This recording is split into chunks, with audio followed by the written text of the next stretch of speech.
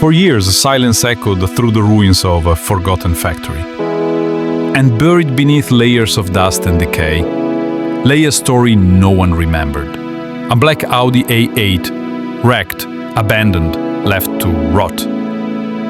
But every ending holds a spark of a new beginning, if someone's willing to fight for it. This isn't just a restoration, it's a resurrection. Every crushed panel, every broken part, every faded memory, brought back to life, piece by piece.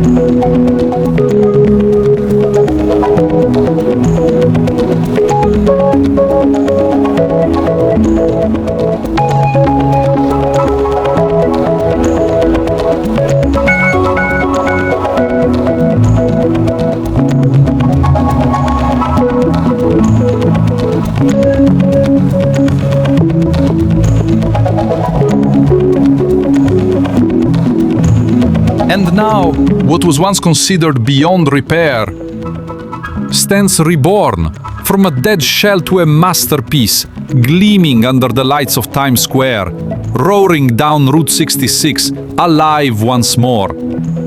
This wasn't just the rebuild of a car, it was the revival of a soul.